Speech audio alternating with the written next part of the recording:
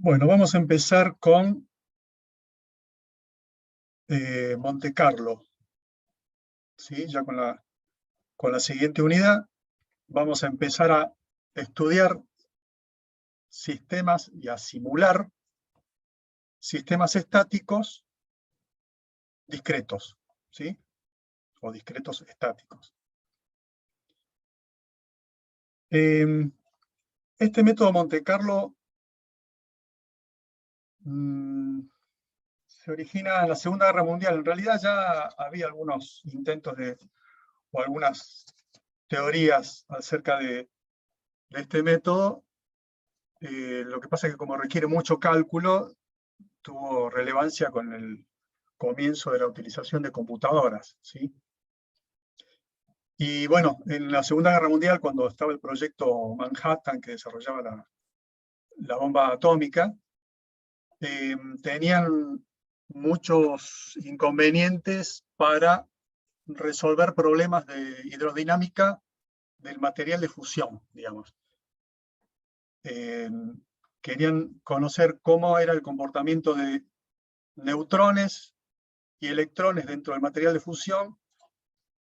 Cuando se movían, impactaban en otro átomo, si rebotaba, o si era absorbido, o si se fusionaba, perdón, si se fisionaba el átomo, porque recuerden que la bomba atómica es de fisión, entonces se rompe el átomo y ahí es cuando libera esa energía. Bueno, tenían que resolver ese tipo de problemas.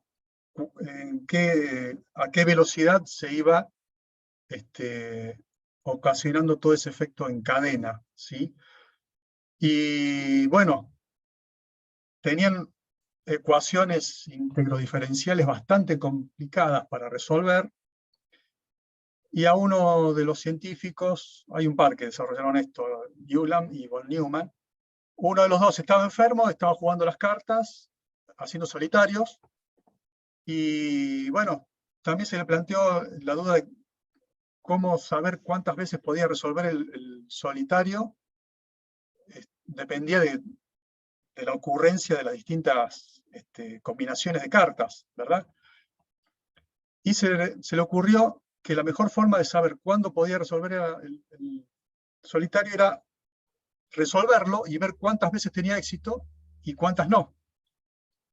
Más que estudiar analíticamente la probabilidad de que hubiese tal combinación de cartas, o tal otra, o tal otra.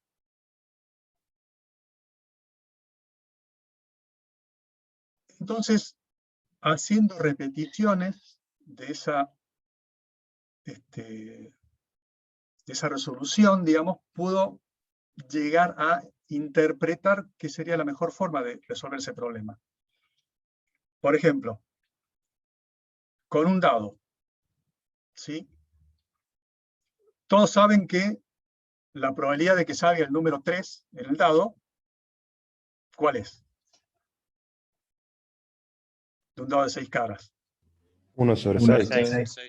1 sobre 6. Bien. ¿Por qué? Porque sabemos que tienen la misma probabilidad cualquiera de las caras. Pero si yo les digo, a ver, es un dado cargado, y la probabilidad no necesariamente va a ser un sexto para todas las caras. ¿Cómo puedo saber yo cuál es la probabilidad de que salga el número 3? ¿Qué debería hacer? Y tirarlas muchas veces y anotar los resultados. Claro, bueno, ahí estás diseñando un experimento, ¿sí? Entonces, vas a hacer varias veces un experimento y vas a anotar las cantidades de veces que sale el número 3, que lo vas a contar como un éxito a cada una de ellas, y también vas a contar la cantidad de veces que haces el experimento. Bien, ahí estamos usando, digamos, lo que es el teorema de Bernoulli, ¿sí? Que dice que la probabilidad de ocurrencia de un evento se va a acercar siempre a la esperanza, ¿sí? Entonces, cuando yo no conozco la probabilidad, repito el experimento, y esa proporción respecto de la cantidad de veces que hago el experimento va a ser la probabilidad de que ocurra. Porque cada vez se va a acercar más a la teoría. ¿Se entiende? Entonces esto nos permite resolver problemas. Este es un caso simple. Pero cuando tenemos casos complejos, como los que enfrentaba este von Neumann y este Ulam en ese proyecto, estimando las probabilidades de que ocurra alguna cosa, de que ocurra alguna otra, y empezar a hacer experimentos en sistemas que son estáticos, porque cada experimento comenzaba de la misma forma, obtenían el resultado y en base a la cantidad de éxitos obtenidos, estimaban cuál era la probabilidad de que ocurra algún evento, ¿sí? A ver. Vamos a usar esto en un caso simple. Permítame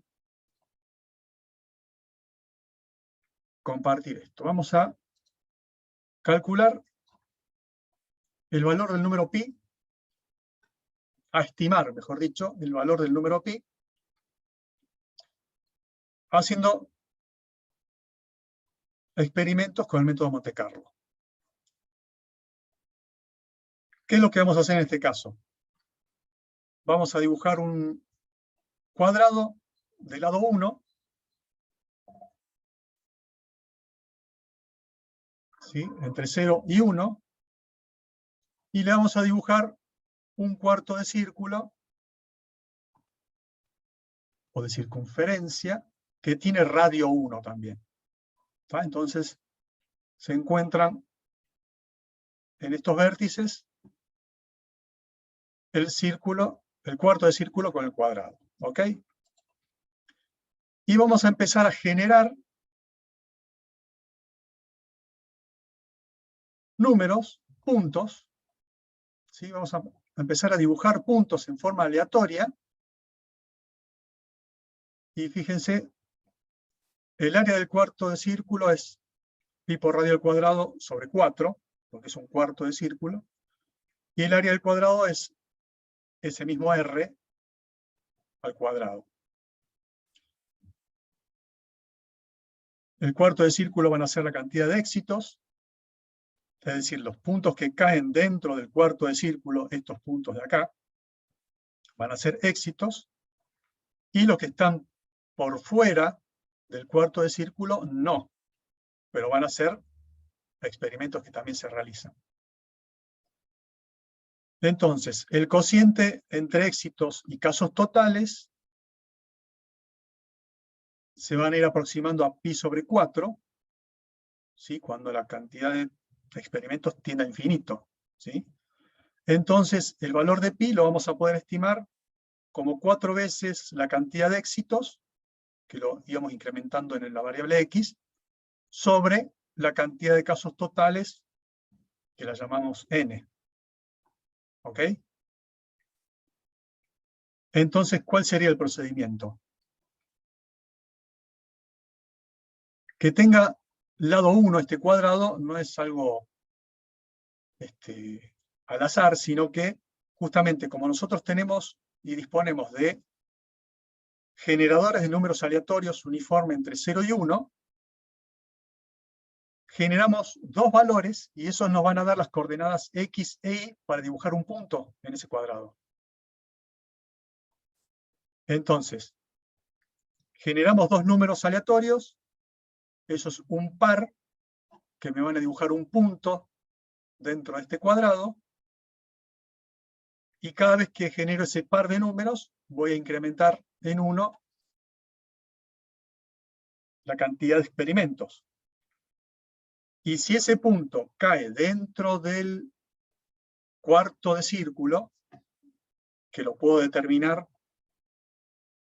con esta expresión, si x al cuadrado más y al cuadrado es menor que 1, o la raíz de esto es menor que 1, en los dos casos se cumple la misma cantidad de veces, el punto va a estar dentro del cuarto de círculo. Entonces, en ese caso lo consideramos un éxito y vamos a incrementar x. ¿Sí? Bien. hacemos un experimento de este tipo, lo repetimos muchas veces, y vamos a estimar el número de pi 4 por x sobre n.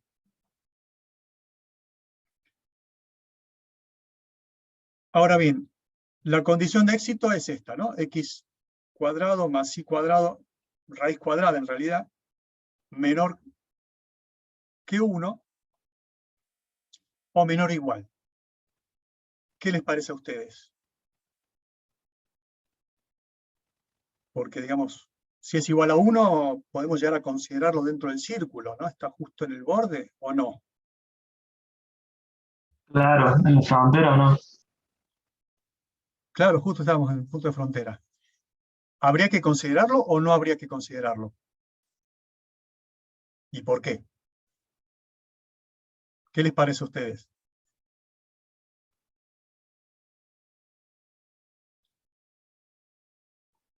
Pensemos en el cuadrado. El borde superior y el borde del lado derecho del cuadrado están dentro del experimento, por así decirlo. ¿Vamos a encontrar algún punto en esos dos lados? Sí, podría aparecer o no. El 1.10, digamos. Eso dependería más del generador en este caso, porque, por ejemplo, creo Claro, que para el generador que usamos por lo general no nos da el 1 como valor, nos da siempre números menores que 1 o mayores o iguales a 0. claro. Por Tenemos el consiguiente, 0, sí, correcto. Tenemos el 0, pero no tenemos el 1. Entonces, este punto de acá, este extremo, este vértice de ahí, no va a ser un punto posible, ¿sí? Tampoco, porque va a ser el 0, 1 en ese caso. No, perdón, el 1, 0 sería. Este otro de acá, que sería el 1, 1, tampoco.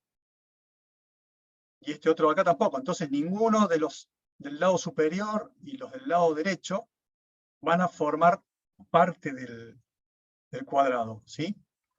Entonces, tampoco tendríamos que considerar en ese caso el borde del círculo. Por eso es que vamos a dejar menor a 1 como condición de éxito, ¿sí? Bien. Acá, perdón, no lo están viendo ustedes. Vamos a cambiar la pantalla. Están viendo la planilla, ¿verdad? Sí, profe. Bien. Bueno, fíjense acá. Cada una de las corridas es cada uno de los pares de puntos que vamos a generar. Usamos la función aleatorio del propio Excel. Y el módulo lo calculamos como la raíz de la suma de los cuadrados, ¿sí? Y la condición de éxito es si ese módulo es menor a 1. En ese caso, escribe un 1 y si no, deja el casillero en blanco. Y le agregué, bueno, una regla para que cuando sea 1, la pinte de rosa para que podamos ver más fácilmente a simple vista cuántos son los casos que van siendo éxito, ¿ok? Bien, vamos a ver ahora. No, perdón.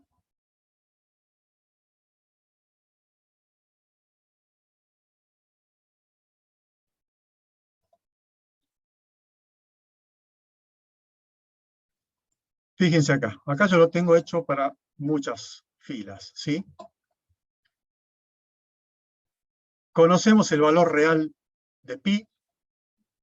Acá estoy dando el valor que me muestra el Excel. Y en 100 corridas, en las 100 primeras ejecuciones, en los 100 pares de puntos generados y calculados si es un éxito o no, tenemos 76 éxitos. Entonces, el valor estimado de pi resulta ser 3.04. Como yo conozco, y estoy haciendo trampa acá, como yo conozco el valor real de pi, es que puedo calcular este error. Si no, no podría. Esto es simplemente para que vean cómo se comporta el experimento, ¿sí? Pero en realidad eso es algo que supuestamente no conocemos, ¿no? Entonces acá estoy midiendo la diferencia entre este valor estimado y el valor real de pi. Bien. ¿Qué pasa? Bueno, acá esta cantidad de éxito, lo que hago es contar cuántos valores distintos cuántos casilleros tengo con valor en los 100 primeros lugares, ¿ok? Si lo hago para 1000, tendría que poner para los 1000 primeros, como empiezo en la fila 5, completo 1000 en la fila 1004.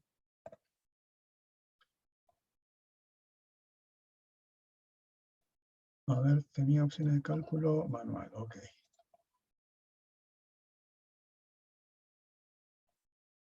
Vamos a hacerlo calcular. Lo dejo manual porque si no cada vez que haga una modificación me va a recalcular y vamos a demorar más. Fíjense que acá recalculo todos los aleatorios. Entonces ahora tenemos 87 éxitos para los 100 primeros experimentos. Me da un error del 10%, un error importante.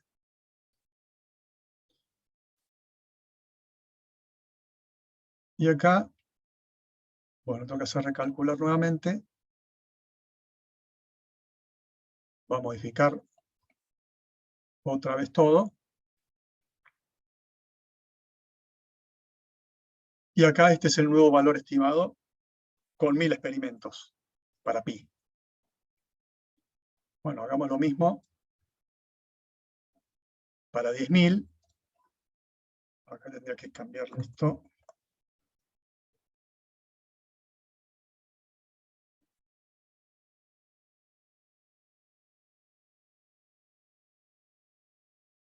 Bien, fíjense que el error ya es menor, ¿sí? Vamos a hacerlo para todos, vamos a ir modificando.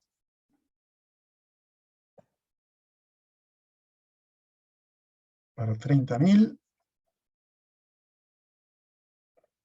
50.000 y 100.000.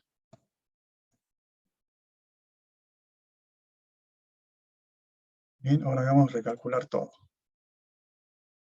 La única vez.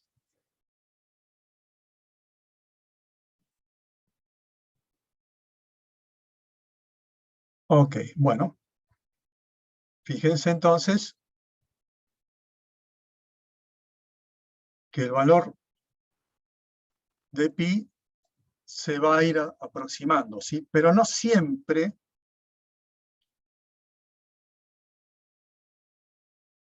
con el aumento de corridas me voy a estar acercando al valor. Estadísticamente sí, pero fíjense en los errores que estamos teniendo acá. Insisto, esto es algo que lo podemos calcular porque conozco el valor real de pi, ¿no?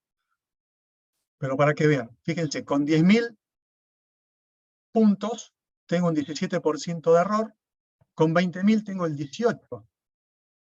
Tengo más error y dupliqué la cantidad de puntos generados. Bueno, eso se da por la aleatoriedad de los puntos, ¿sí? Acá con 30.000 baja el error, con 50.000 vuelve a crecer, con 100.000 se reduce nuevamente. Vamos a hacerlo calcular de nuevo.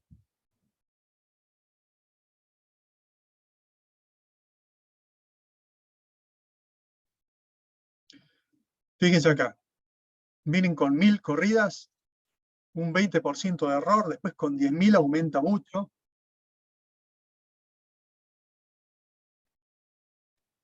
Esto es algo que no deberíamos conocer, pero el valor más confiable debería ser el de mayor cantidad de corridas, ¿sí? Ahora bien, vamos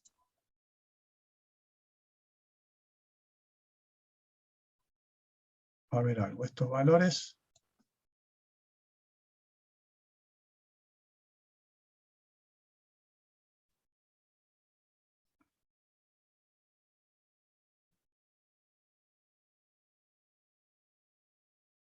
Vamos a dejarlo así.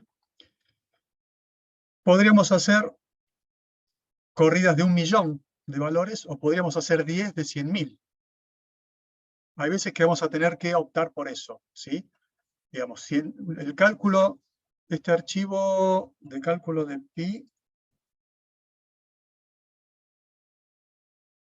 para 100.000 filas, bueno, a ver, nos está pesando, un segundito para el cálculo de pi.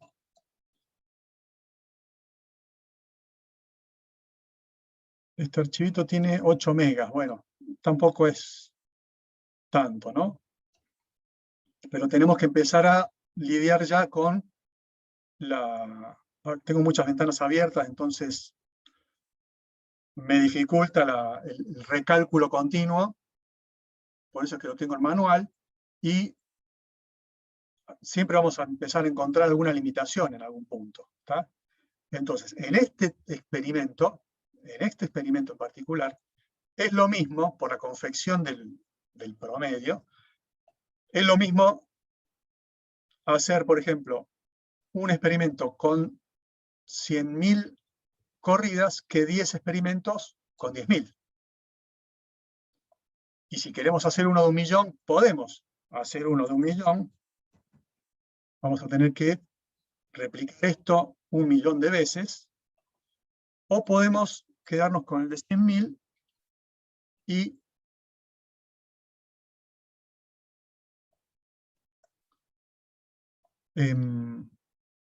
hacerlo 10 veces. Vamos a ponerlo por un momento en automático.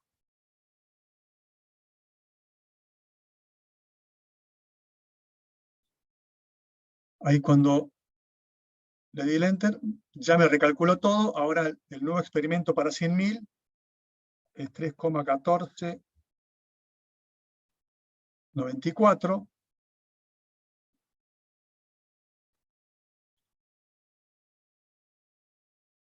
Le doy Enter. Bueno, acá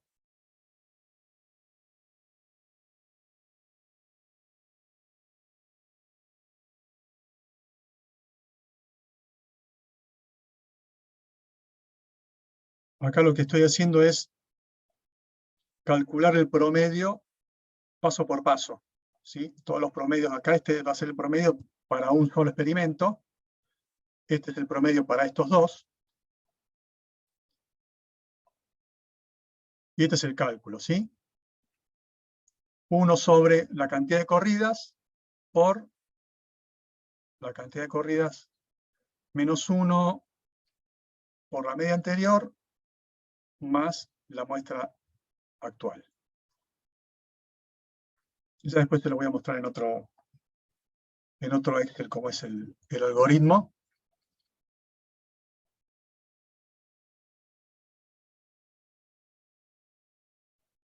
Lo voy a hacer una vez porque si no vamos a estar tirando cálculos. A ver, 3,1354 es el siguiente.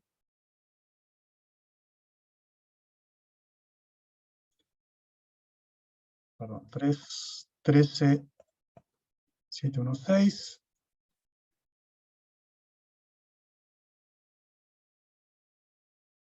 $3,14,048. Acá lo que voy escribiendo es el valor de este casillero siempre, ¿no? En cada recálculo que vaya haciendo.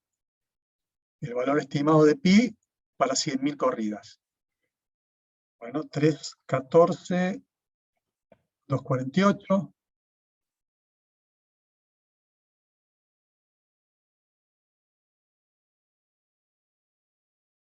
Y acá fíjense en el error que voy teniendo. En este casillero yo voy tomando el promedio final de todos estos. Acá estos valores de acá son engañosos. Los copié de antes y van a ir actualizándose a medida que vaya completando acá, ¿verdad? Pero en este casillero lo que voy tomando es el promedio definitivo entre los valores que yo voy específicamente escribiendo. Y acá estamos en el orden del 0,01%, fíjense. A ver, el siguiente. 314, 18,4.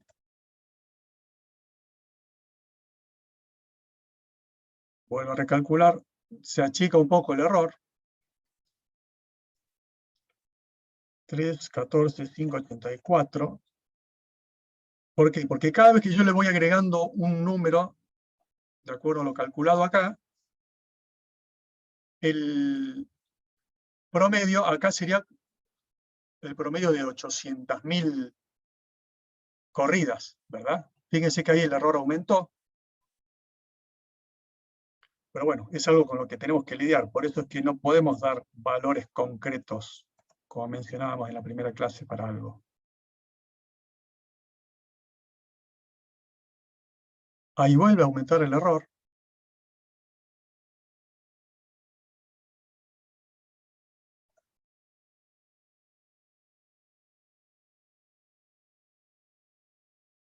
Y para un millón resulta esto. Bueno, nuestro valor de pi estimado con un experimento de 1 millón de corridas es este, ¿sí? Es decir, el promedio de todas estas corridas de 100.000. Y la varianza, 1,8 por 10 a la menos 5.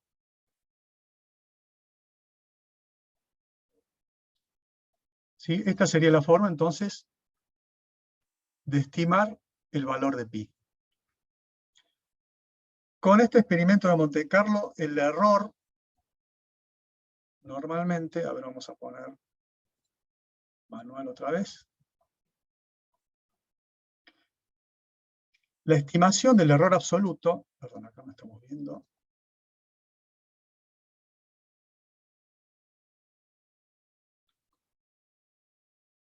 La estimación del error absoluto que uno puede encontrar es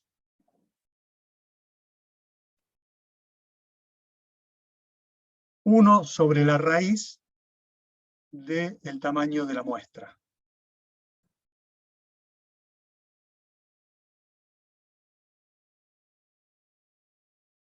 Ese sería el error.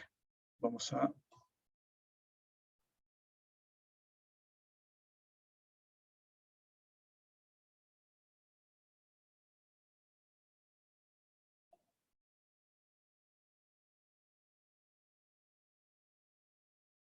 Entonces, fíjense,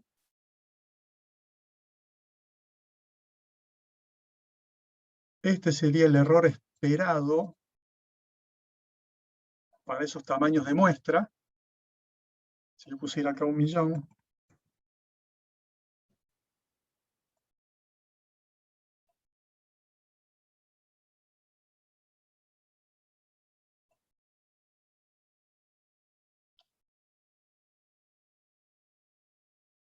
el error esperado para ese tamaño de muestra sería del 0,10%. De hecho, el error que tenemos, el error real que tenemos, insisto, haciendo trampa, lo podemos apreciar, es menor, ¿ok? Pero es una estimación válida. Cuando desconocemos cuál es el valor que estamos buscando, justamente es porque lo tenemos que estimar. Por esa razón, mejor dicho, que lo tenemos que estimar. Bien. Así que bueno, esta es la forma de realizar experimentos con el método Monte Carlo. Fíjense que son sistemas estáticos, ¿sí? Todas las corridas parten del mismo punto, de la misma condición, digamos, y la aleatoriedad hace que en este caso sea un éxito o no. ¿Sí? ¿Se entiende? Bien. Vamos. Sí. ¿Se abrió el micrófono, me pareció? Bueno.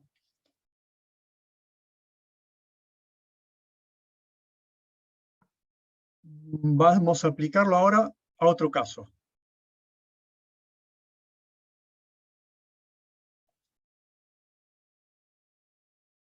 Acá hay un problema que se lo conoce como el ebrio aleatorio.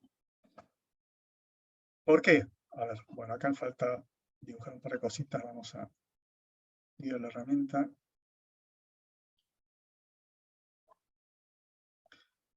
Acá tenemos una persona, nuestro ebrio, o desorientado, qué sé yo, no sé cómo llamarlo, que no sea ebrio. Supongamos que esto es un mapa de una ciudad, ¿sí?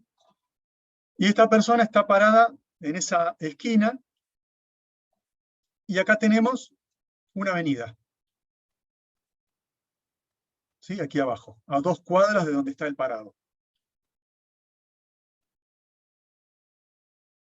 Y el planteo es el que se ve acá. ¿Cuál es la probabilidad de que el ebrio esté sobre la avenida luego de 2 movimientos? Y cada movimiento se va a desplazar 1 cuadra.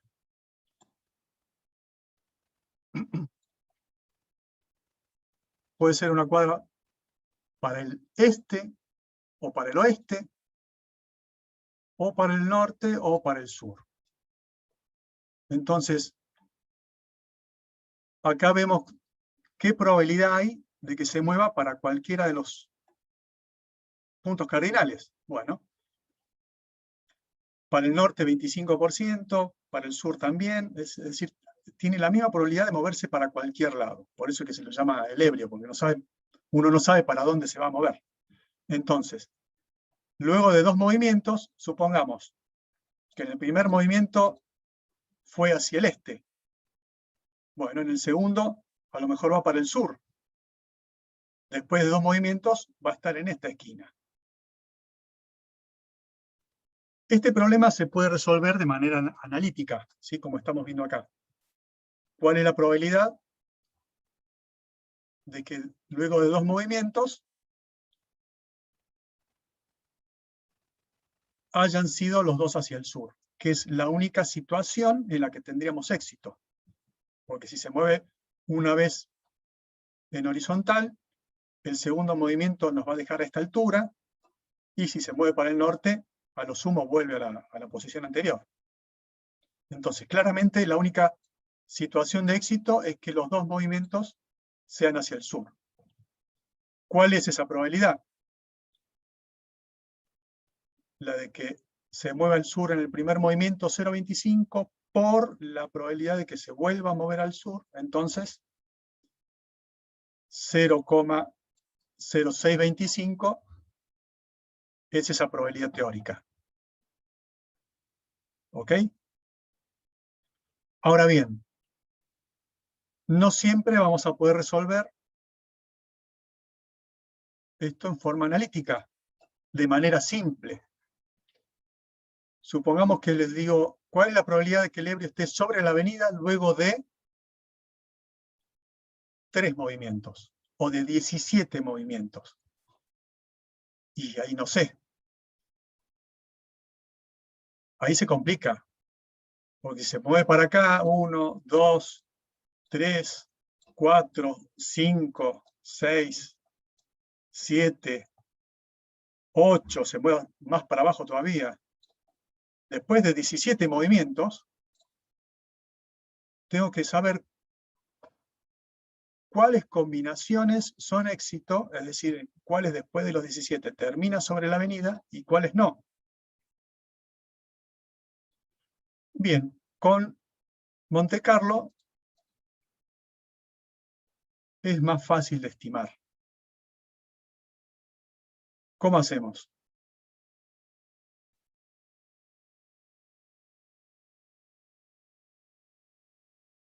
Hacemos lo siguiente. Diseñamos un procedimiento. Por una parte, vamos a generar intervalos que En este caso está teniendo en cuenta probabilidad idéntica para cada sentido. Entonces, el primer intervalo va a tener 25 lugares. Esto lo vamos a asociar como la probabilidad acumulada llega a 1, y nuestro random también tiene, en este caso, como son 2 decimales, son 100 valores posibles. Nuestro random con 2 decimales también tiene 100 números posibles, entre 0 y 99. Vamos a crear intervalos con 25 lugares para la primera probabilidad, otros 25 para la segunda, etc. Los 25, como el 0 es uno de los valores posibles, va a ir de 0 a 24. Ahí ya tenemos 25 valores. El siguiente comienza en 25 y abarca otros 25, entonces 24 más 25, 49. El siguiente arranca en 50, termina en 74, el otro arranca en 75 y llega a 99. Entonces, vamos a generar un número random por cada movimiento, y de acuerdo a qué intervalo corresponde, va a ser el lugar hacia donde se mueve, el sentido en el que se mueve, mejor dicho. ¿Sí? Supongamos, generamos un número random y resulta el 0,36. Bueno, 0,36 cae en este intervalo, entonces se movió hacia el sur. El segundo movimiento, 0,83, 84, 0,84, bueno, cae en este intervalo, se mueve al oeste. Entonces fue un movimiento al sur y otro movimiento hacia el oeste.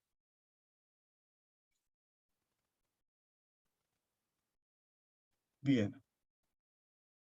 Y acá tenemos en pseudocódigo cómo sería el proceso, ¿sí?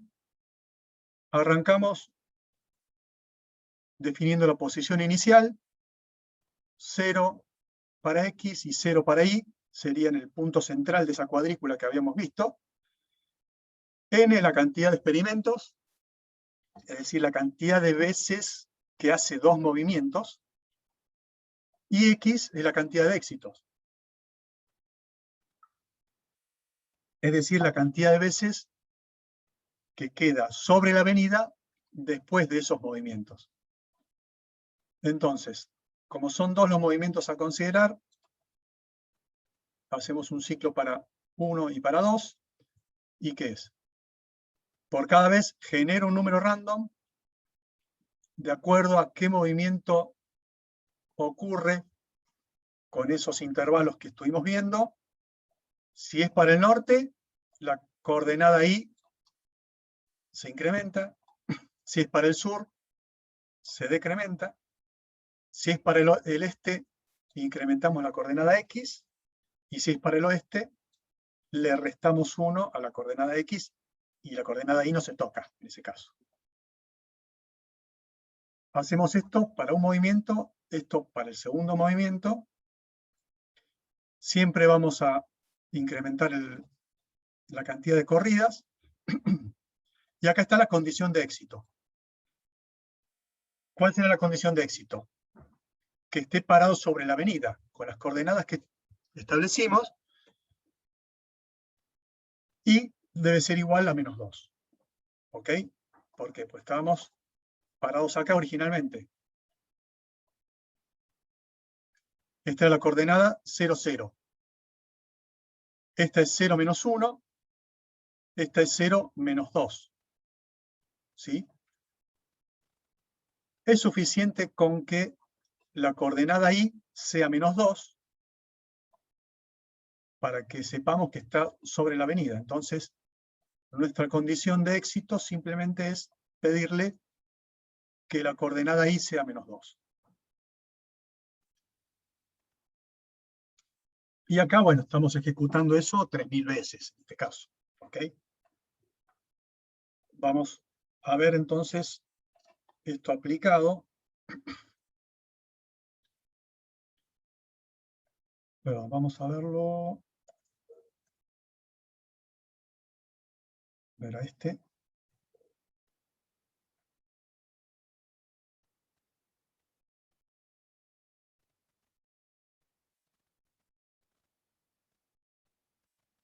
No, sí, era ese. A ver. Vamos a asegurarnos por la duda. Aquí está.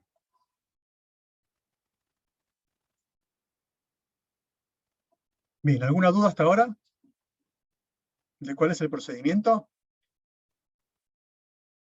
Porque eso es en definitiva lo que tienen que comprender. Acá vamos a ver ahora una aplicación, un ejemplo con una planilla que armé para hacer ese experimento, ¿sí?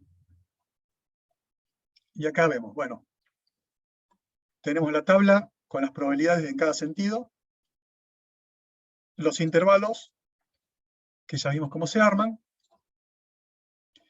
y acá las modificaciones de cada coordenada de acuerdo a si se mueve al norte,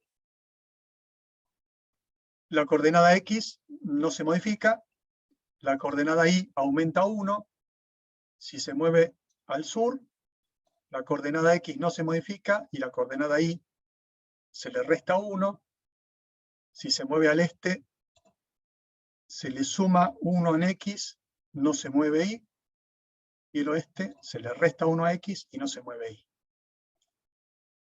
Acá ponemos la cantidad de movimientos,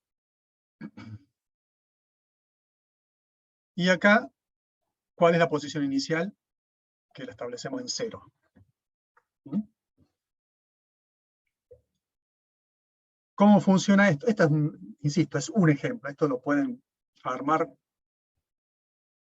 como a ustedes les guste. Y esto está diseñado de esta forma. Acá tenemos cada terna de columnas, es un movimiento, ¿verdad? Entonces, partiendo del estado inicial 0, 0, generamos un número aleatorio, sale el 0,62 en este caso. Esto estaba manual, sí. Está el 0,62. Y acá vemos si se mueve en X o no, y acá vemos si se mueve en Y o no. ¿Cómo lo hacemos? Bueno, vamos al cálculo de la posición X. Lo que hace es, a la posición inicial, que es este valor de X, le suma el resultado de esta función. Esta función buscar, ¿qué hace? Busca el elemento, el valor del elemento que hay en E12, que es el random. En esta matriz, o en este array, es la inferior. ¿Cuál es el inferior? El límite inferior de los intervalos. Esta función lo que hace es, busca este elemento dentro de los valores que hay en el array, este de acá. En este caso es 0,62. Bien.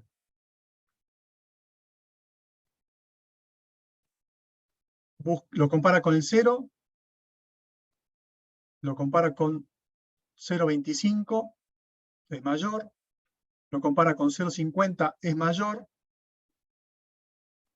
y lo compara con este, no es mayor que este. Entonces se va a quedar con este último. ¿Sí? Y internamente guarda el índice 3. ¿Sí? Dentro de este array, el valor en el que no se pasa es en el 3. Perdón, se pasa ya en el cuarto. Entonces el valor de índice que recupera es el 3. Y me va a mostrar la posición 3 entonces de este otro array, que es el movimiento en X. La posición 3 es 1. Entonces al valor inicial le va a sumar el valor 1. ¿Sí? ¿Se entiende cómo funciona? Básicamente con los límites inferiores de cada intervalo. ¿Ok? O sea, profe, la Sí. función buscar comprueba que no sea, o sea, que no sea mayor que el número que está en el vector ese. Claro, O sea, que no sea mayor. comprueba que no sea mayor que Va 0, que no sea mayor que comparando 0. y cuando encuentra un número mayor se queda en la posición anterior. ¿Sí? 0,62 Sí. resulta ser entonces menor que 0,75, entonces se queda en la posición anterior, que es la tercera, y me va a devolver el valor de la posición 3 de este otro vector, mov x, que yo a esto lo tengo definido como mov x. ¿Sí? Ese es el vector que le pongo. Y a este otro lo tengo definido como límite inferior. Esos son los que uso yo. ¿Ok? Este otro lo tengo definido como mov i, que es el que voy a usar en esta otra casilla. Al valor i inicial le sumo buscar E12 en el límite inferior, lo encuentro en la tercera posición, porque la cuarta ya se pasa, y me devuelve el valor de la tercera posición de mov i. Entonces le suma 0. Efectivamente queda en 0. Acá con el 0,559, bueno, acá está mostrando 3 decimales. Sería 0,51. En realidad, mostrándolo con 2 decimales. Y haciendo el cálculo para x, fíjense entonces, 0,51 vuelve a caer acá en la tercera posición, me devuelve el 1 a la posición F12, que ahora es el movimiento anterior, ya no lo compara, no lo suma a la posición inicial, sino que se lo suma a la posición anterior. A 1 le suma 1, por eso es que queda 2. Y a 0 le suma 0, acá, por eso es que queda 0 justamente. ¿Se entiende? En el segundo experimento, acá ignoren todas estas otras filas, columnas, porque estamos con 2 movimientos, ¿sí? Entonces los movimientos finales para nosotros van a ser estos, los del segundo movimiento, que son los que se reflejan acá, que ya vamos a explicar cómo es. Esto sería entonces el primer experimento, las primeras 2 movidas del ebrio, y no queda en la situación deseada, no queda sobre la avenida porque se movió 2 veces hacia el este. ¿Ok?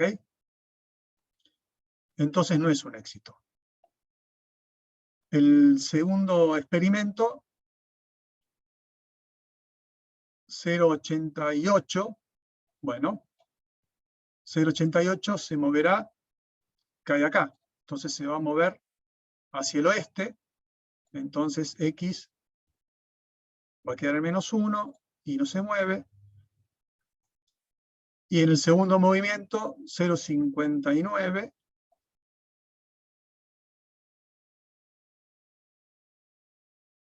es hacia el este. Entonces le suma 1 y queda en 0. Y esta es la posición final. ¿Ok? ¿Se entiende esta parte? ¿Algún problema? Bien. Ahora, esto está hecho para 2, 3 movimientos, etc.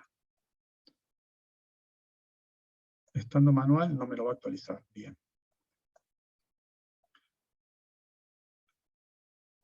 Estas columnas, estos casilleros amarillos, simplemente lo que hacen es reflejar lo que hay en la posición relativa de acuerdo a la cantidad de movimientos que yo le pongo acá. Fíjense. dice 2 movimientos. Bueno, vengo a este casillero y acá está esta fórmula. Yo acá lo que le paso son las posiciones en filas y columnas de acuerdo al número que hay en la cantidad de movimientos. Es decir, la fila es la misma fila en la que se encuentra. ¿Sí? Por eso que acá está el resultado de la función fila, que me va a devolver 12, la fila 12 en este caso. Y acá en la columna, como acá yo tengo un desplazamiento, estoy en la tercera columna, por eso parto del 3, más la cantidad de movimientos por 3, porque yo tengo 3 columnas dedicadas a cada movimiento, ¿sí? Y acá,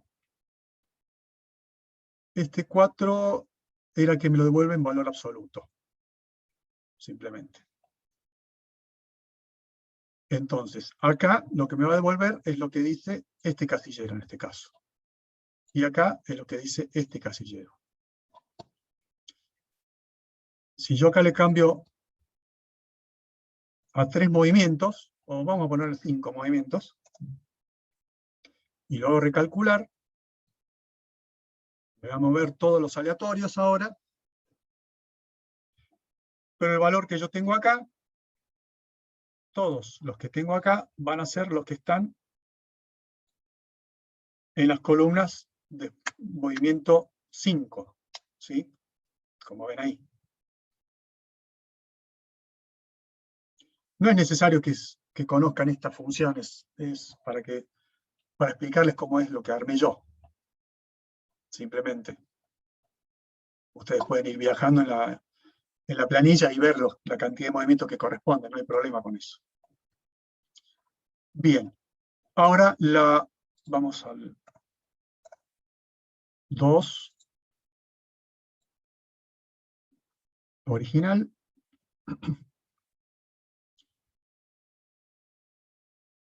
A ver, vamos a recalcular otra vez. Demoro porque tengo bastantes filas puestas. Y hay muchos cálculos en cada fila.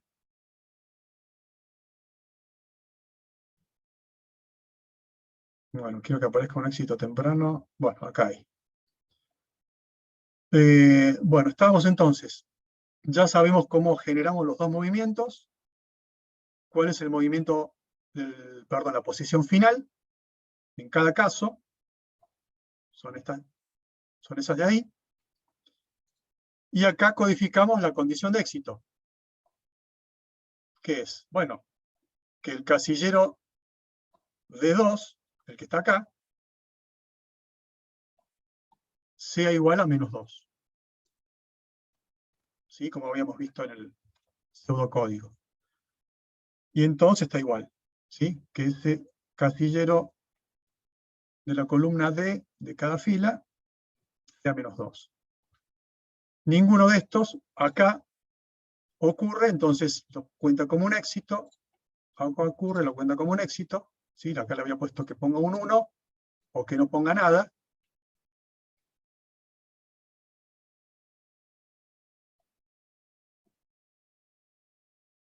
Y acá tenemos, bueno, contamos las 1000 primeras corridas, ¿cuántos éxitos tiene? 50. Entonces, me da un 5% de probabilidad. Para 2000, 550, etc. ¿Sí? Recuerdan que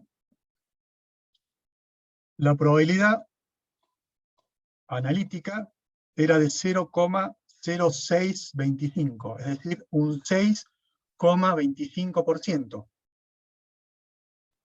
¿Sí? Bueno, fíjense acá, estaba en manual, bueno. 6,25% era los que nos tenía que dar. Fíjense acá, en 40.000 corridas tenemos una probabilidad bastante cercana. Y es de esperar que a mayor cantidad de corridas se vaya acercando más, ¿sí? Pero bueno, tenemos que hacer muchos experimentos. A lo mejor con 40.000 no es suficiente.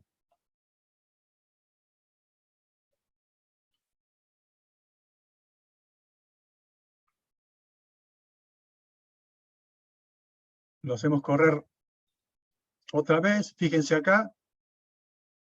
Bueno, lo que nos pasaba con el otro de cálculo de pi. Fíjense que el valor que nos da cuando hacemos 20.000 y 40.000 corridas se aleja del valor real, que nosotros acá también estamos haciendo trampa porque conocemos la probabilidad teórica. Las que más se acercan son las de 5.000 y 10.000, pero nosotros a eso no lo sabemos. Porque, por ejemplo, poniendo 3 simplemente, 3 movimientos, lo hacemos recalcular.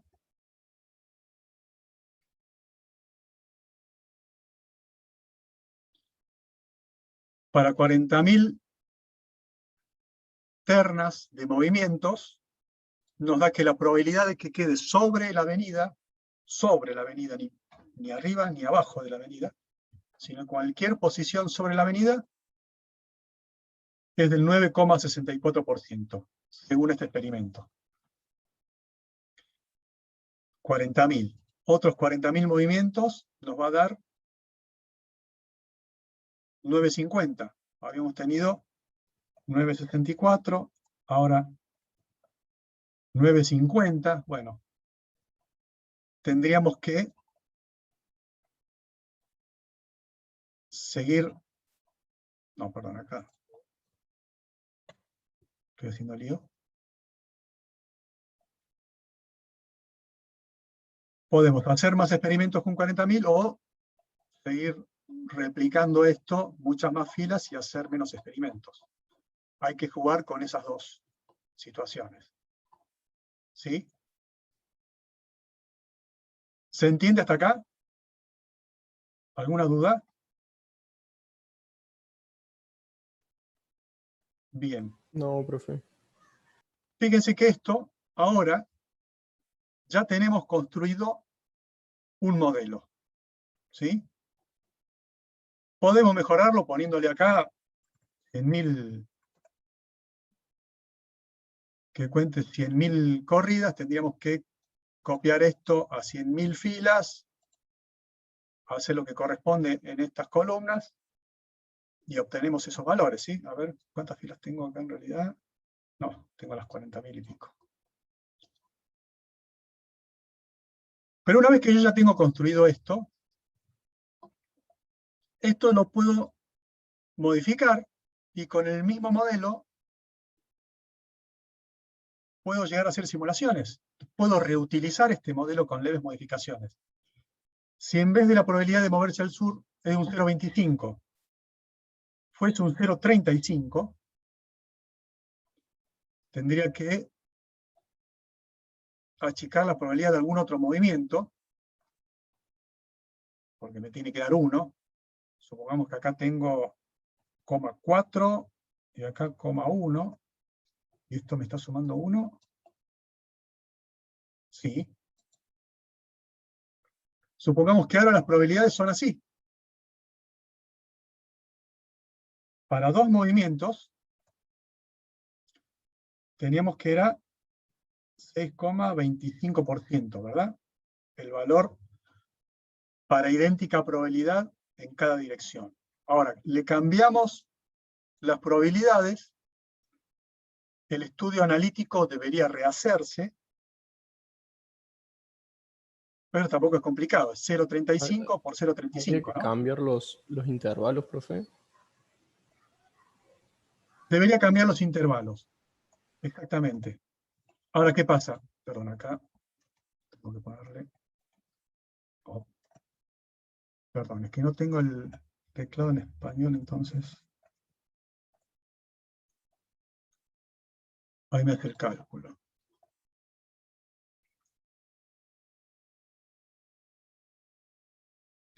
Sí, es cierto, debería cambiarle los intervalos. Lo que pasa es que, como lo tengo en manual, no cambiaron, pero ya yo lo tengo codificado a esto.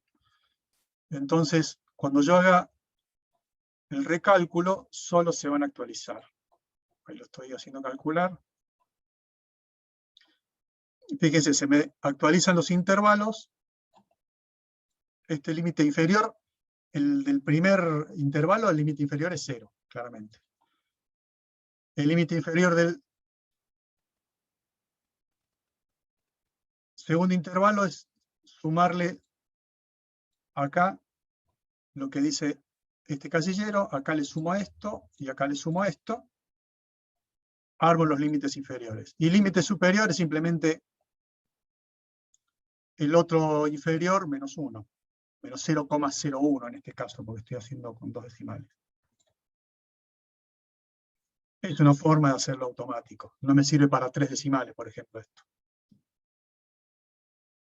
Pero bien, vemos que seguimos con los dos movimientos.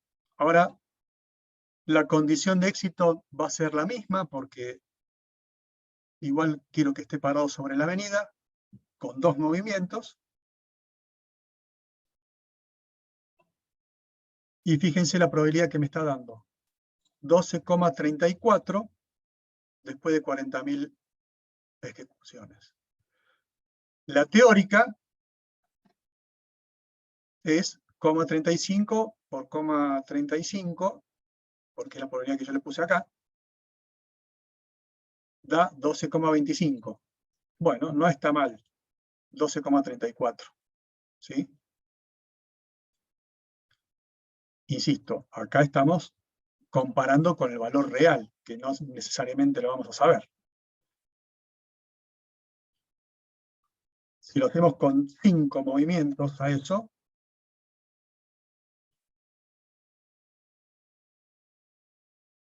y lo hacemos recalcular,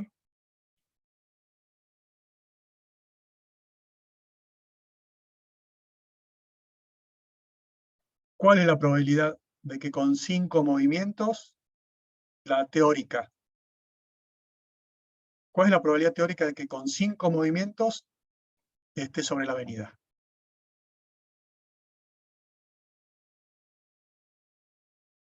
Con estas probabilidades. Realmente no lo sabemos. ¿Por qué? Porque, insisto, partiendo de acá, tenemos que ver y contabilizar cuáles son las probabilidades de éxito, perdón, las situaciones de éxito. 5 movimientos, puede ser. A ver. 1 para acá, 2, 3, 4, 5. Esa es una situación en la que tiene éxito. Otra. 1, 2, 3, 4, 5. Otra. No sé. 1, 2, 3, 4. No, esta no. A ver. 1 para arriba, 2, 3, 4, 5. Lo mismo simétrico. Para el otro lado, bueno, tengo que ponerme a contar todas las situaciones de éxito y ponerme a contar todas las otras situaciones que no lo son. Calcular la probabilidad de cada una y sumarlas. Y es un trabajo importante, ¿sí? Fíjense, ya con 5 movimientos se complica. Y acá lo estamos estimando. Y podemos llegar a decir que con un 0,005 de error, esto sin, a ver, en porcentaje,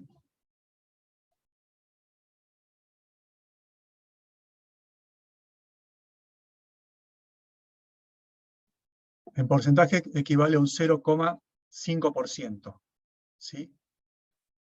Entonces acá podemos decir que la probabilidad de que después de 5 movimientos, con estas probabilidades de movimiento, el ebrio se encuentre sobre la avenida, es de un 25%,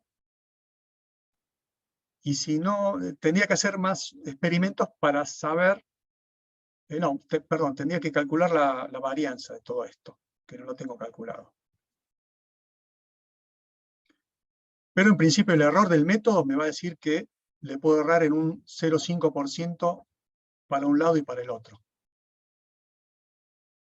¿Sí? En teoría debería ser casi 25, entre 24,49 y 25,49. ¿Sí? La probabilidad de que después de 5 movimientos, con estas probabilidades de movimiento, esté sobre la avenida. ¿Se entiende?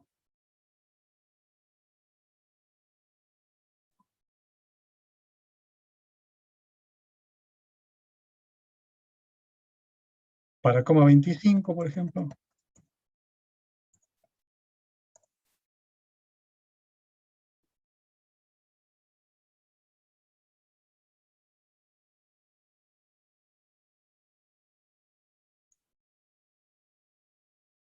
Para idéntica probabilidad en cada dirección,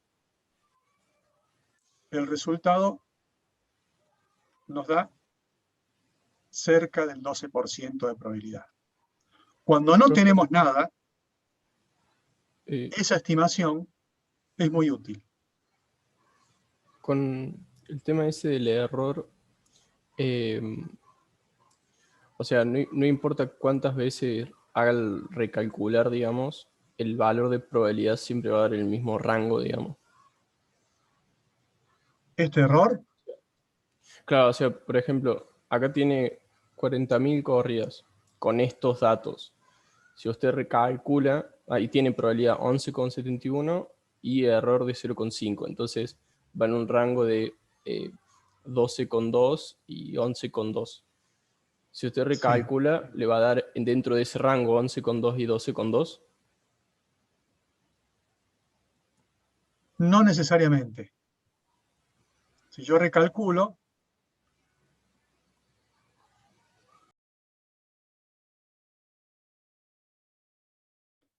puede que caiga. La mayoría sí van a caer. Pero fíjate ahí, 11,6. ¿Sí? Esto es una estimación del error. ¿Sí? Esto es una estimación del error. Está en el orden del 0,5%. Para conocer cuál es la varianza que yo tengo en esta variable, debería ser muchas repeticiones de este experimento y calcular cuál es el valor que me da. Para una corrida de 4.000, 40.000, 11,62. Para otra corrida de 40.000, 11,75. Entonces, esto se va a ir aproximando. O sea, todas estas... Hay algo acá que quizá no hemos mencionado, pero todos estos valores, ¿sí? 11,75, 11,28 creo que había aparecido o algo por el estilo, van a tener, son todos la misma variable aleatoria que tiene una distribución normal. ¿Por qué? Por el teorema central del límite, ¿sí? Cuando tenemos sumatoria de variables aleatorias de distintas distribuciones, la suma de esas variables aleatorias van a tener una distribución normal. Eso es lo que nos dice el teorema central del límite. Entonces, este 11,75, a ver, permítanme,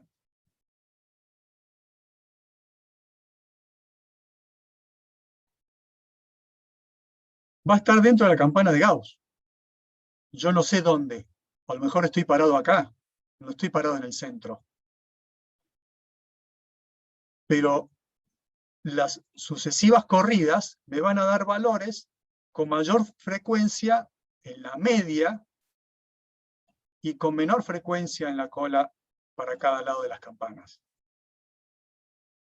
¿Se entiende? Entonces, el primer experimento, ¿se acuerdan cuando hablábamos de los peligros de la simulación? Es justamente esto, es hacer una corrida y decir, bueno, la probabilidad es 11,75. No, tengo que hacer muchas corridas. ¿Cuántas? Bueno, primero voy a determinar de qué tamaño es la muestra de cada corrida, con qué error yo estoy satisfecho, con qué error teórico estoy satisfecho, y bueno, y empezar a hacer simulaciones de 40 corridas, y voy a obtener 11,75.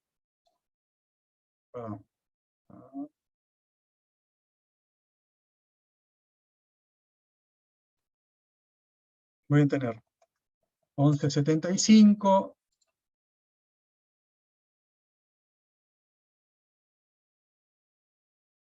11,83.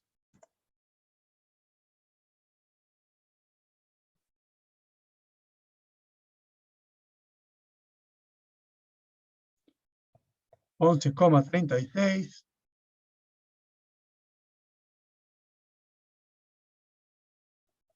11,83 nuevamente. Bueno, voy a obtener distintos valores. Y acá voy a poder ir calculando la varianza de esta variable aleatoria. Y eso me va a dar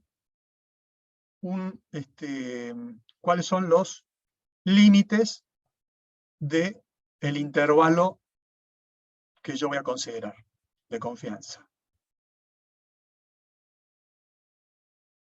¿Sí?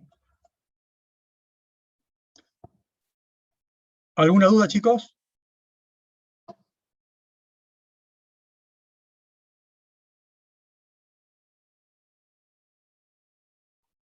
Bien. Vamos a hacer un intervalo. Perdón, a ver, ahí está alguien en el chat. Bueno. Hagamos un pequeño intervalo de 10 minutitos y continuamos. Va a ser cortita la segunda parte.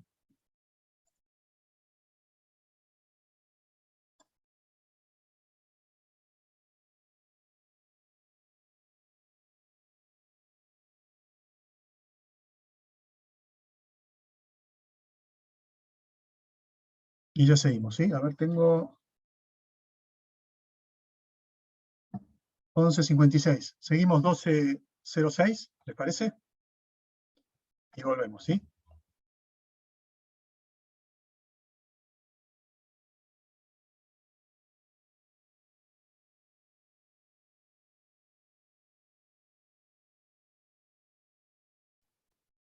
Bien, seguimos grabando.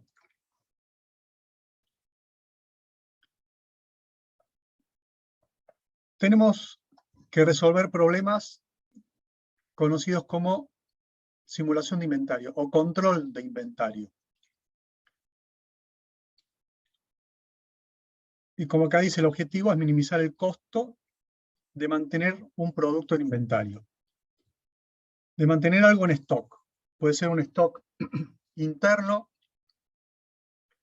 de una empresa, un stock de insumos, ¿sí? O un stock externo, y tiene distintos costos identificables, ¿sí? Costo de mantenimiento,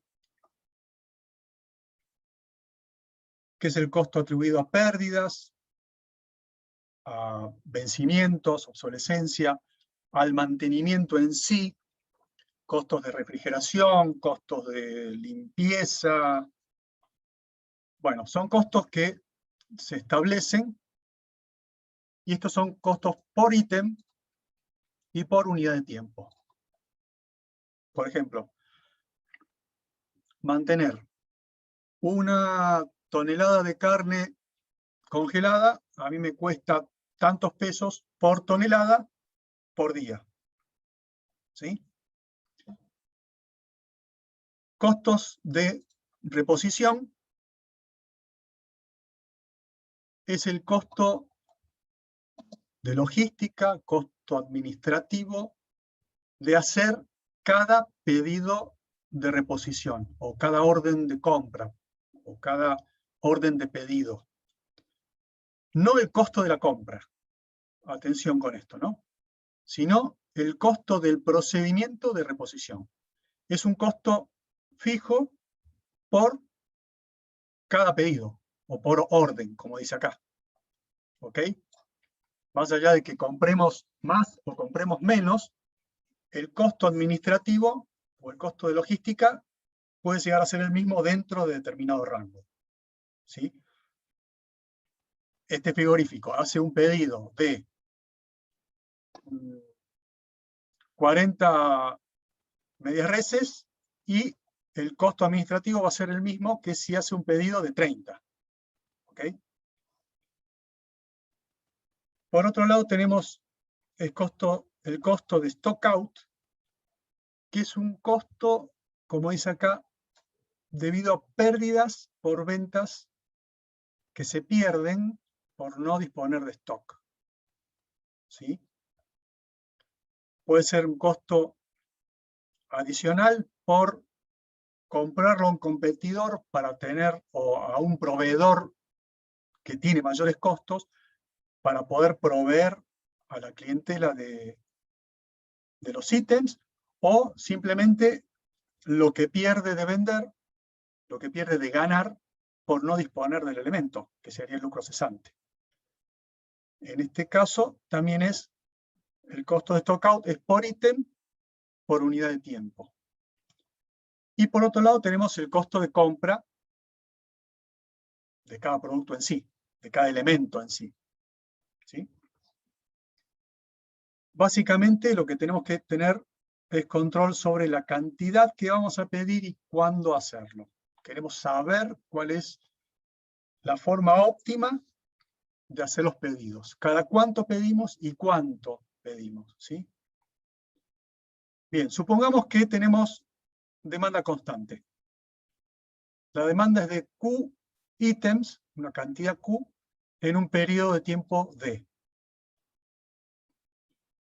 Entonces el gráfico sería algo similar a esto. ¿Sí? Tenemos una cantidad Q inicial. Supongamos que nos acaba de llegar un pedido y no teníamos nada. La demanda es constante, entonces a lo largo del tiempo la cantidad va a ir decreciendo en forma lineal, porque la demanda decimos que es constante. Ahora bien, cuando hacemos un pedido, el tiempo de reposición no es 0. Se hace un pedido y entre el pedido y la llegada de esos ítems pasa cierto tiempo L, en este caso. Este tiempo debe ser conocido o debe ser estimado. Bien. Si es conocido el tiempo L, para no quedarnos sin ítems, lo que se hace es hacer un pedido en este punto, cuando tenemos una R cantidad de ítems en el stock. ¿Sí? Este R se conoce como cantidad de reposición. Cuando el stock llega a R o menos, se hace un pedido porque va a llegar en el momento en que se nos agote la existencia y ahí justo llega el pedido y comenzamos de nuevo. ¿Sí? Y acá supongamos que el periodo analizado es de 1 año, por ejemplo.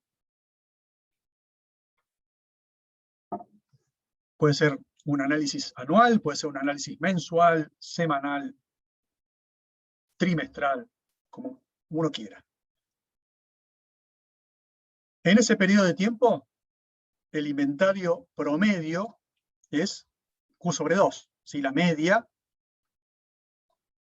sería Q sobre 2. Entonces, el costo de mantenimiento de ese periodo es este costo de mantenimiento, no lo había mencionado, pero bueno, lo estaban viendo. Este costo de mantenimiento lo llamamos K sub M, el costo de reposición o de ordenamiento, K sub O, y el costo de stockout, K sub S. Bien, acá lo que no se quiere es incurrir en el costo de stockout y minimizar el costo total. Bueno, el costo de mantenimiento en ese periodo es el costo unitario por el inventario medio. ¿Sí? La cantidad de pedidos va a estar de acuerdo a la demanda. ¿Sí? Entonces, es esa demanda en ese periodo dividido la cantidad pedida. Entonces, el costo de ordenamiento va a estar dado por ese costo unitario de cada pedido por esa cantidad de pedidos que se hacen en el año, si estamos hablando de un año. Costo de stockout no va a haber aquí porque estamos justamente evitando eso. Bien. La demanda constante nos permite hacer ese tipo de análisis. El costo total va a ser la suma de los dos que vimos, ¿sí? El costo de mantenimiento y el costo de pedido. Y va a depender de la cantidad que nosotros pidamos en cada orden. ¿Ok? Fíjense que acá lo tenemos en el numerador, acá la cantidad está en el denominador. Si nosotros aumentamos la cantidad que pedimos en cada orden, vamos a aumentar el costo de mantenimiento total. Y si disminuimos, y por otro lado disminuimos el costo de ordenamiento, ¿sí? Porque acá, al aumentar Q, todo este término disminuye. ¿Sí? Perdón, el término Q0 por K0 por D sobre Q.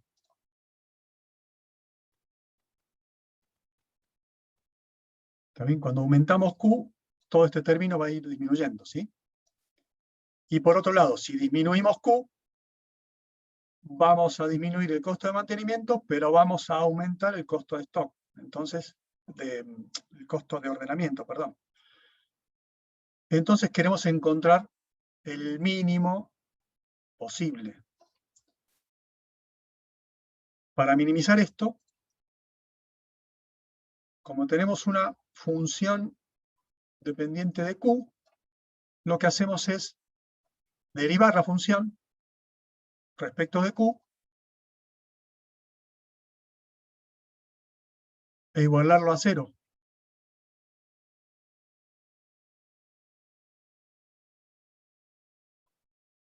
Entonces, como minimizamos cualquier función, ¿verdad?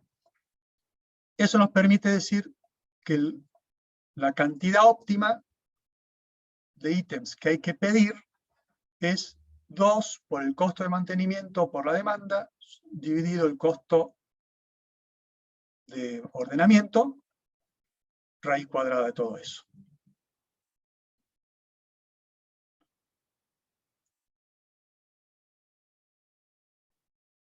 Vayamos a este ejemplo. Si la demanda es de 1000 unidades al año, hacemos un estudio anual de costos. El costo de mantenimiento es de 4 pesos por cada ítem por año.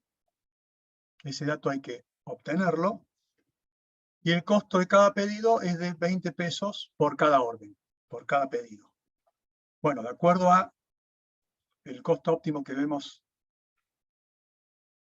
con el cálculo anterior, va a ser de 2 por el costo de la orden.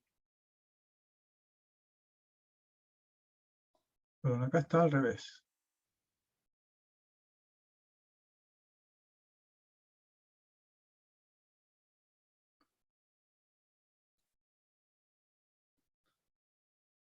Entonces tenemos que, que la cantidad óptima por cada pedido es de 100 unidades por orden, ¿sí? Entonces el costo total para 100 unidades lo obtenemos, vamos arriba un momentito, habíamos dicho que el costo total dependía de esta expresión. Entonces, 4 por 100 sobre 2 más 20 por 1000 sobre 100.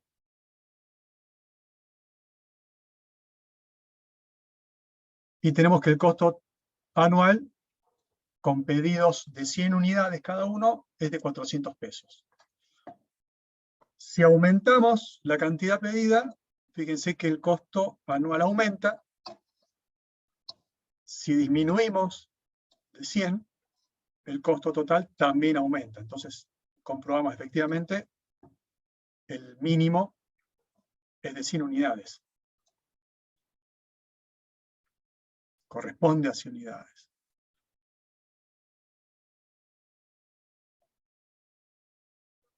¿Cada cuánto pedimos? ¿Cuál es el nivel de reposición? A ver, volvamos acá. Ya sabemos que tenemos que pedir de a 100. Y llegamos acá, en un tiempo determinado. ¿Cuál es el nivel de reposición? ¿Cuándo tenemos que hacer el pedido? Bueno, tenemos que conocer el tiempo de reposición. ¿Cuánto demora? Para eso hay que recabar datos.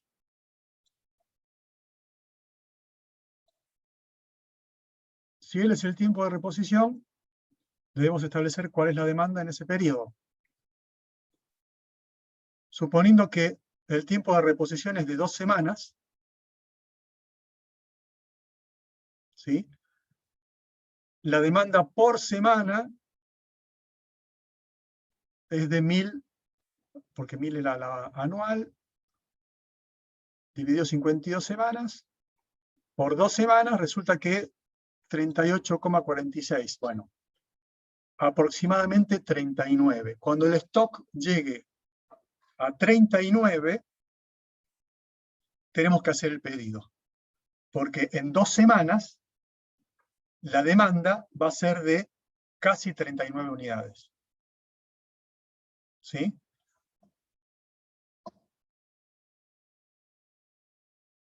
¿Alguna duda? Siempre redondeamos para arriba, no queda así con coma. En este caso sí, no te digo siempre porque no quiero imaginarme por ahí alguna otra situación en la que no, pero acá nosotros queremos no quedarnos sin stock. Entonces, si la demanda es de 38 y monedas, bueno, cuando tenemos 39, nos aseguramos de que en esas 2 semanas siempre vamos a tener stock con demanda constante.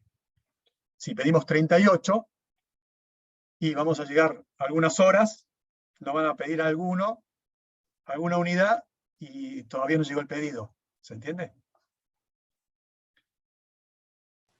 Claro, sí.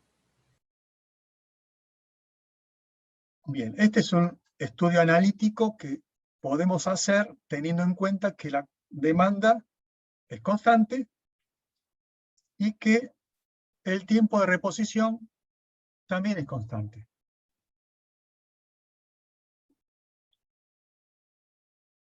Vayamos a otro tipo de problemas.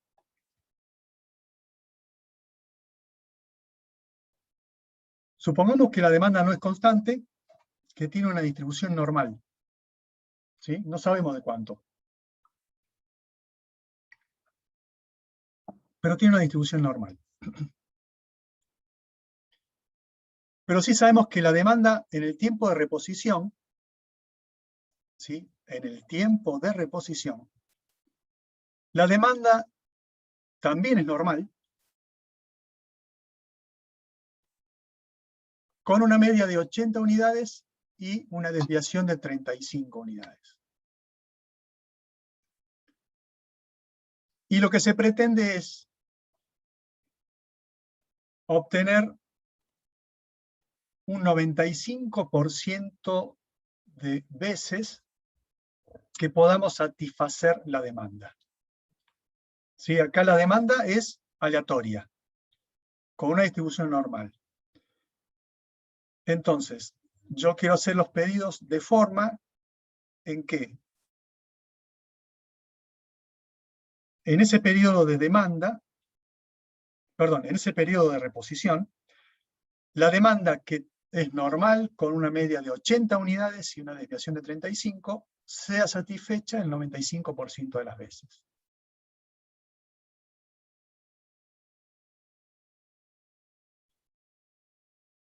Acá también hay un error. Supongamos que hiciéramos un pedido con 80 unidades.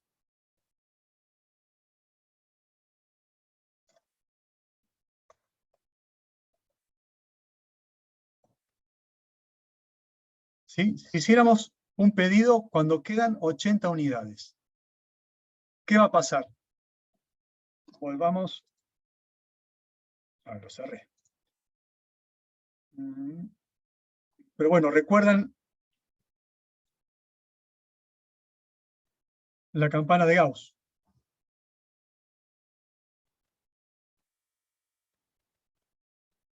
Disculpenme un segundo.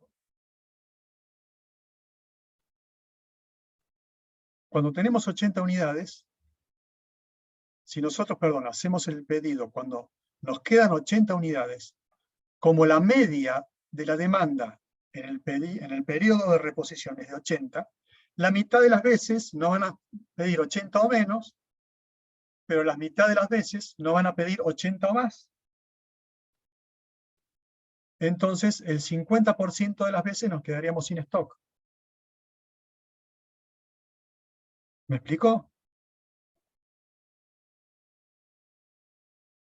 ¿Cuándo deberíamos pedir? Tenemos la media y tenemos la desviación. Bueno, para un nivel de 95%, el valor de la curva, a ver si lo encuentro rápido, normal función de densidad.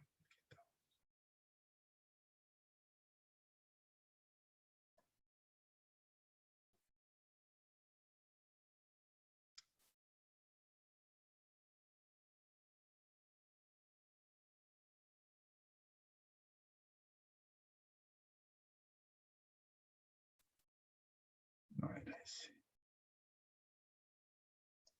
Denme un segundito.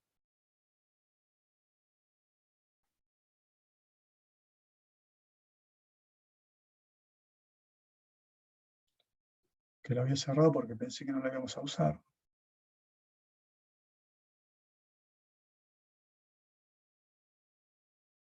Aquí.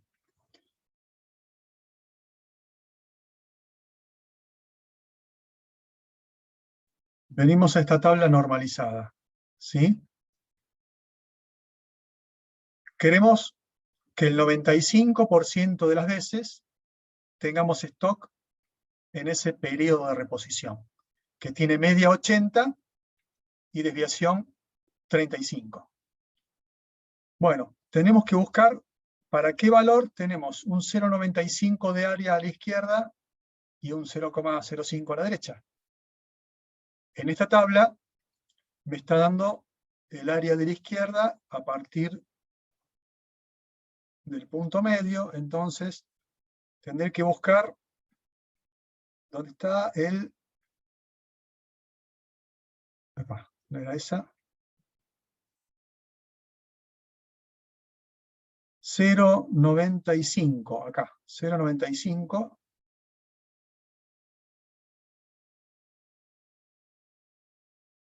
No, perdón, el área. 0,95.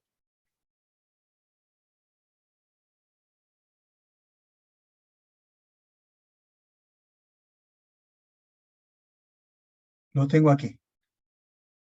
Sí, perdón, entre este y este. No tengo exactamente 0,95. Este punto de acá, es el 1,64 para 0,9495 y 1,65 para 0,9505. ¿Sí? Entonces,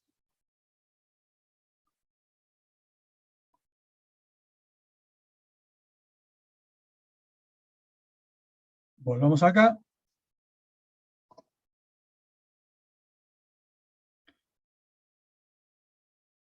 Y vamos a tomar el valor 1,65 porque queremos que el alfa sea del 5% o menos, ¿sí? Entonces, entre los dos valores, 1,64 y 1,65, tomamos el 1,65. Pero eso es para la distribución normal estándar. Entonces, lo que hay que hacer es, a este 1,65 lo multiplicamos por la desviación, le sumamos la media, que esto también tiene un error acá, eran 180 unidades, acá estaba el error. Eran 180 unidades. Entonces nos va a decir que con 237,75 es el stock que tenemos que pedir. Entonces, bueno, cuando lleguemos a 238, hacemos el pedido y sabemos que el 95% de las veces vamos a tener stock hasta que llegue el pedido que hacemos.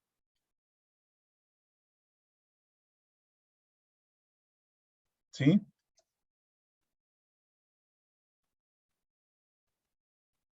En realidad estaríamos teniendo stock para el 95,05%, que era el valor de tabla que teníamos ahí. ¿Está? ¿Se entiende? Bien, estos son distintos análisis de stock de acuerdo a las posibilidades que nos brinda el sistema en estudio.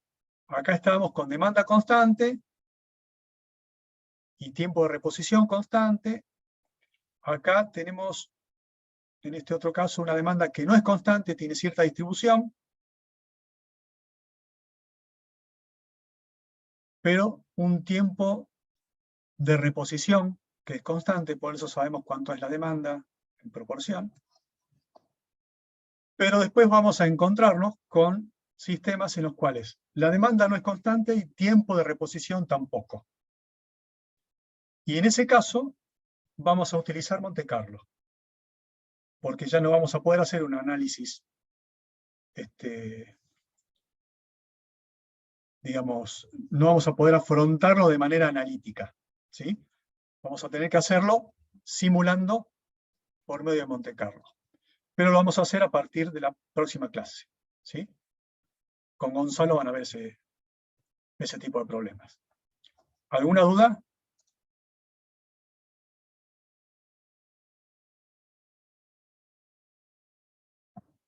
Bueno, gente, nos vemos entonces en la próxima clase.